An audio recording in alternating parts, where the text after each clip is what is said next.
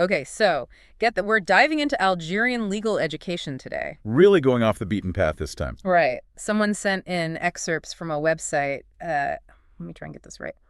Law for Students, at least. That's what it translates to. Yeah, law for students. So it's all in Arabic. Seems to be aimed at, well, law students in Algeria. Feels like we're peeking into their textbooks or something. Absolutely. It's a fascinating window into another legal system. Totally. What was it about this site that made you want to dive in? Well, even just skimming the homepage, you get a sense of their legal system. Oh, yeah. Like what?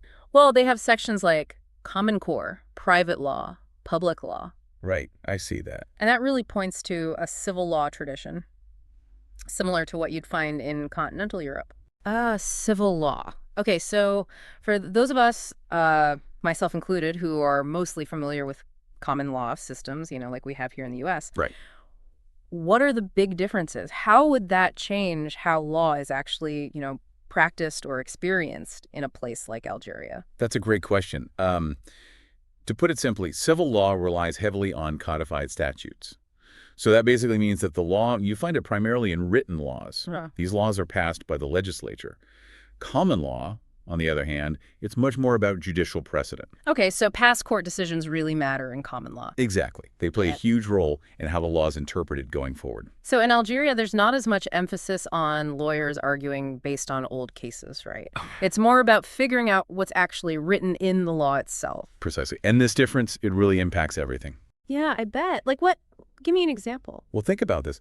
Lawyers in civil law systems, they often specialize in specific areas of law way earlier in their careers. Because the laws are already kind of like laid out more clearly. Yes, exactly. The framework is already there. It's more defined.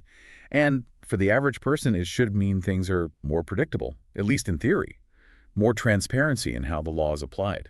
Interesting. Okay, I'm seeing a section here called Law and Technology. That feels super relevant, especially these days. Oh, absolutely. It highlights how Algeria, like so many other countries, is trying to deal with all the legal stuff that comes with, well, living in a digital world, right? It's like every part of life is touched by technology now. Exactly. So it's not just about teaching those traditional legal concepts. Hmm. They're also getting students ready for things like cybercrime, data protection, e-commerce. Wow. Like they're future-proofing their legal education. Right. And speaking of being up to date, this website, it's surprisingly current. It is. Some of these blog posts, they're from this month. I know, right?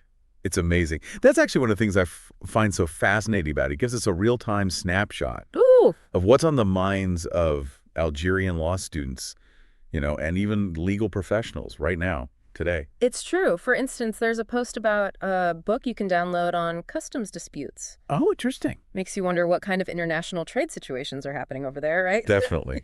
It's a great example of how something like customs disputes, it seems niche, but is actually super relevant to the bigger picture. How so? Well, as Algeria's economy grows, and they are growing, they're going to be more and more involved in international trade. Yeah.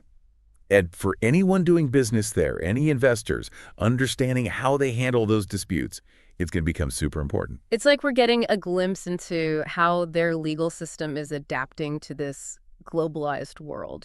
Totally.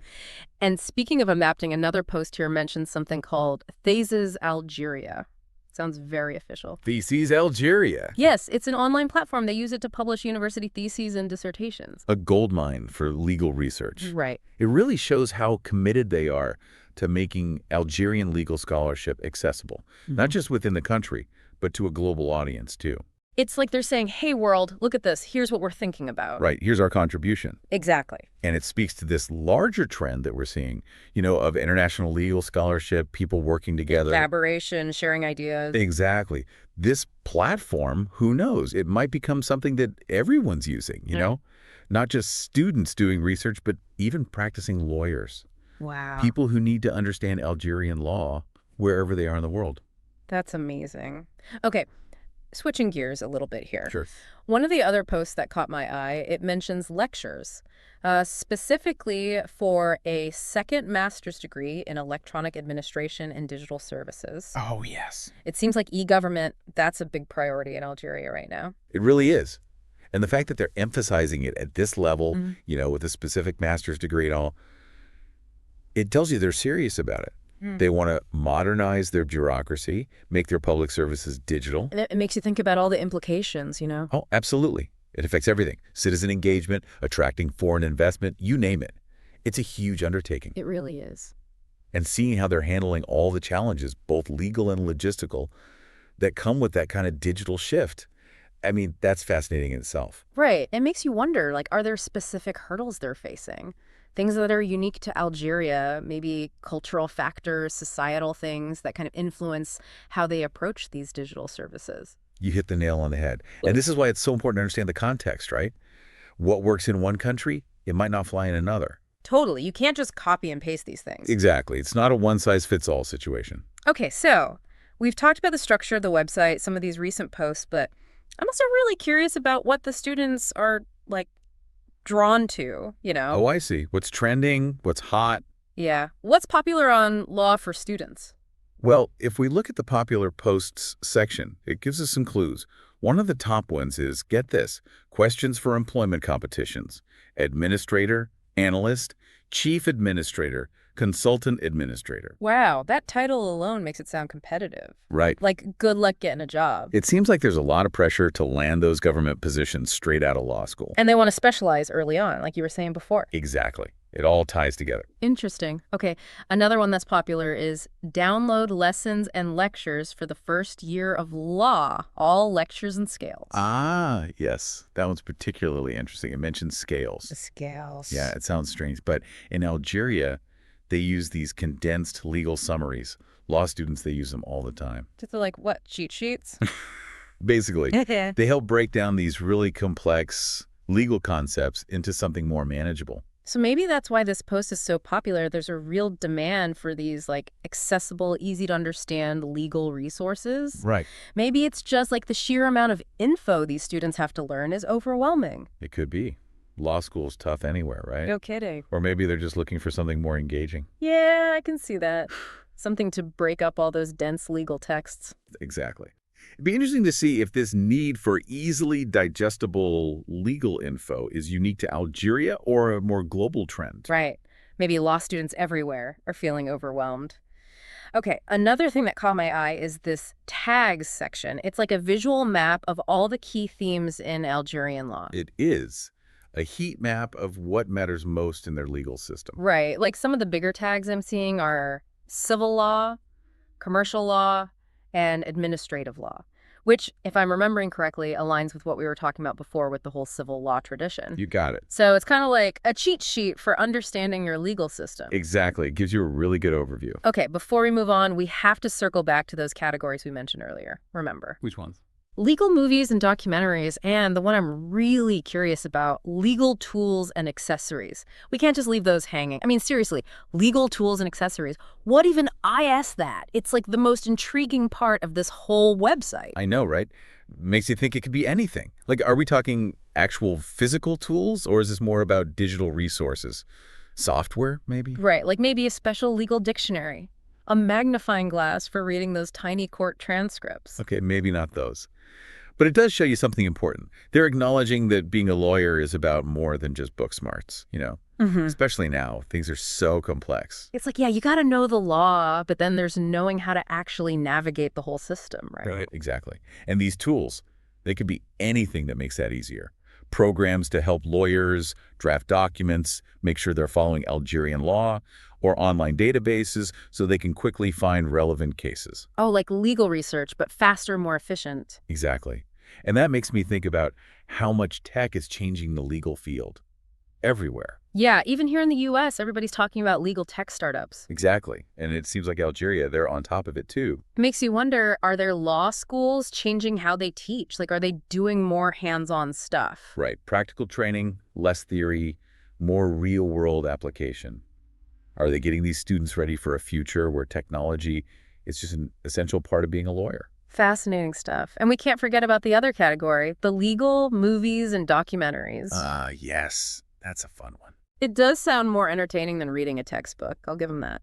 It shows how legal concepts, even really complex ones, they can be made more accessible, more engaging if you use popular media. I mean, think about it. Legal dramas, they're always a hit. Oh, totally. Everyone loves a good courtroom showdown. Right. But now, You're seeing all these documentaries, too. Real-life cases exploring all sorts of legal issues. Criminal justice reform, international human rights, you name it. It's like they're taking something that seems so theoretical, the law and all its rules, and showing how it actually plays out in the real world. Precisely. And for someone studying law in Algeria, these movies, those documentaries, they could be incredibly insightful. Right. See how those principles they're learning about are actually used. Exactly. And who knows, maybe it'll even inspire some of them to tackle those big social justice issues, the ones they're seeing play out in those films. That's awesome. It's amazing to me how much we've managed to unpack just from looking at one website. I know, right? It just goes to show you never know where you'll find those little nuggets of insight. For real. Okay, so we talked about how the Algerian legal system works, how tech is changing things, even the role of movies and documentaries. But there's one thing we haven't really touched on yet. Something pretty obvious, too, when you think about it. And that is? The language. This whole website, it's in Arabic. That's a great point. It might seem obvious, right? We're talking about Algeria, after all. Right, but it really highlights something crucial, the power of language. Especially when it comes to something like law. For those of us who don't speak or read Arabic, it's this reminder. Like, there are these whole worlds of knowledge, legal thought that we don't have easy access to, just like that. It's so true. And it makes you think, right, how does this language barrier, how does that affect things like international collaboration? Lawyers working together across borders. Right. Sharing knowledge, best practices, all of that. Exactly. Or even just the idea of access to justice. What about people who don't speak the language, the dominant language of a legal system? That's huge. It makes translation so important. Cross-cultural understanding, too. Absolutely. It's not just about bridging a language gap. Yeah. It's about bridging perspectives, making sure that everyone has that equal access to the law that we talk about. So well said. Okay, as we wrap things up, what's the big takeaway? What do you hope our listeners will remember from this deep dive? I think it's this. Never underestimate those niche areas. Niche. Yeah. Something like the website of an Algerian law school. It seems so specific, right? Right. But it can teach us so much about global trends, about challenges that we're all facing. It reminds us to stay curious, Curiosity is key. Exactly. Be open to learning from those unexpected places. You never know what you might find.